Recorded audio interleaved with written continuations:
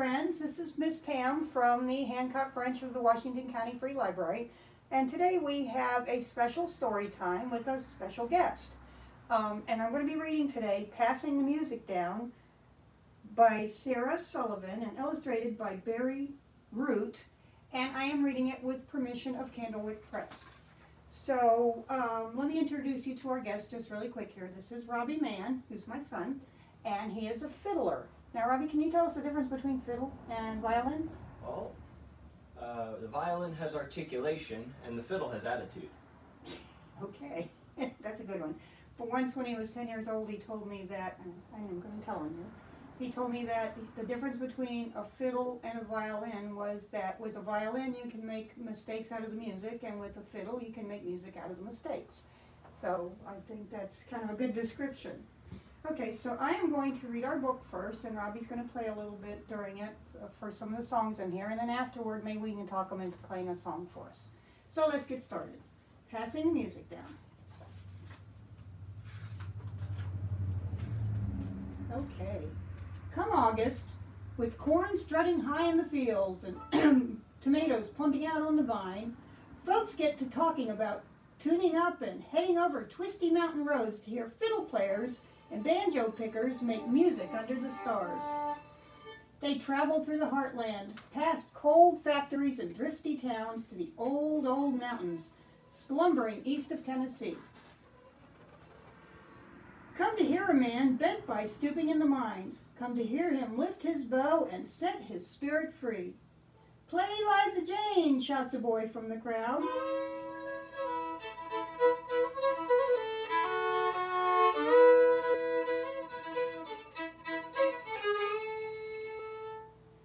Traveled clear from Indiana just to hear that fiddler play. With his hands gnarled from work, the old man lifted his bow, gives a nod to the crowd, and saws out a lick, passing the music down.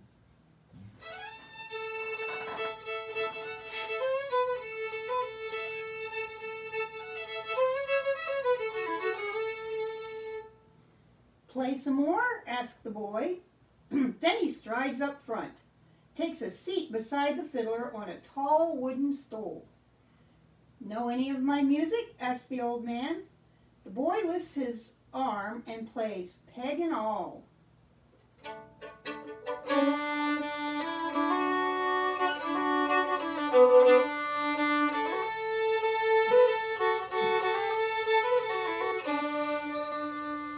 His chest near to bursting with all that hope inside. That's pretty good, the old man says. You got to start with a spin and end with a skid. Like a katydid in spring, the boy's heart dances. Will you teach me all your tunes? He asked with a gulp. Will you show me how they go? I want to play like you. The fiddler wipes his brow, takes a long, slow look. You ought to bring that boy to see me, he tells the young man's folks. Pay a visit to the farm, and we'll play some old-time tunes. Passing the music down. Rolling up the hollow, through the early morning mist, the boy's father steers the car around two friendly old hounds. Been wondering when you get here, the old man tells the boy. Got a lot of things to show you. I hope you'll spend some time.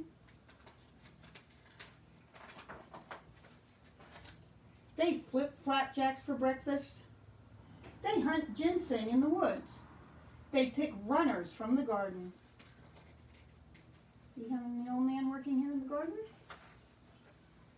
And when the work is done, they sit out on the porch. The old man tunes his fiddle and the boy leans in close. They play Bonaparte's Retreat,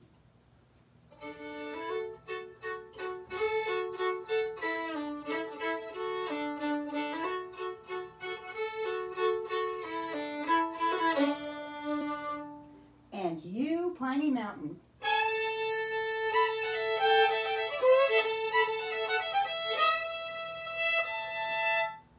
Tunes older than the towns the boy traveled through.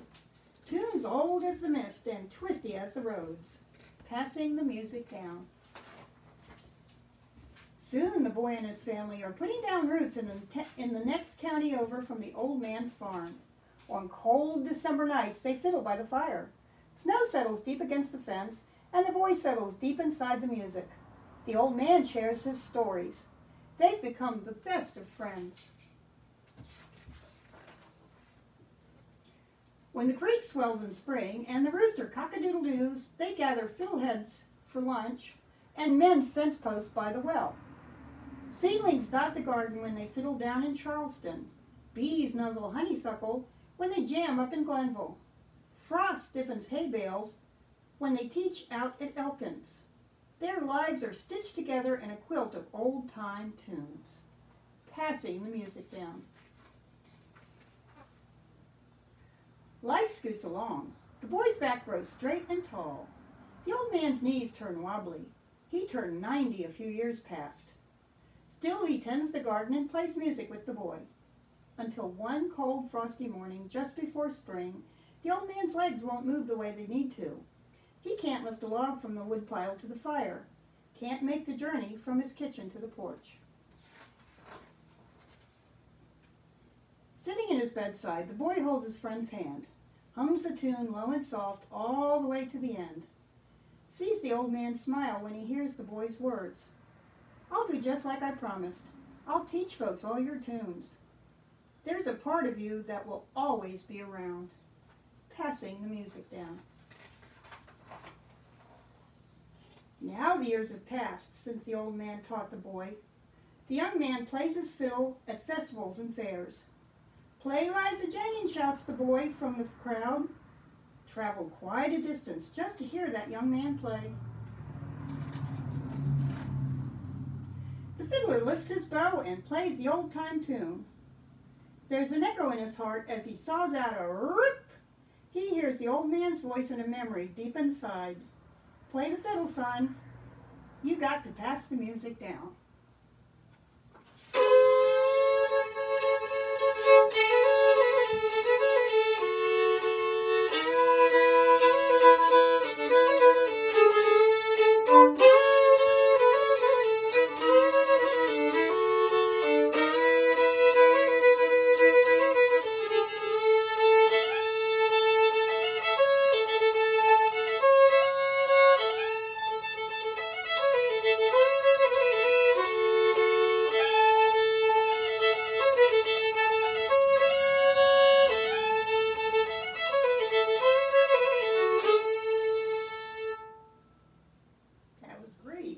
Now this book is about Melvin Wine, who is a very old-time fiddler. He was 90, I think 95 when he passed away. That sounds he was about quite right. old.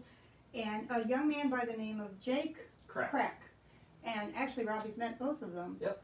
And I think he's played with Jake before, haven't you? I sure have. Yeah, okay. So this is a really great book to read, and Robbie learned his music from a couple of other old-time fiddlers. Joe Herman, who is a master fiddler. Robbie apprenticed with him when he was in his teens. And then with Buddy Griffin, who was the music director. He was the director and founder of the Bluegrass program and department at Glenville State College. Which is really neat. They talk about Glenville in the book. So before we go, I'm going to ask Robbie if he can maybe play one more tune. I think I could. Oh, I know a good one. Right, you actually wrote one called Capon Station? Yeah. Could you play that for us? I can do that. Okay, great, thanks. Let's see if I remember how it goes now.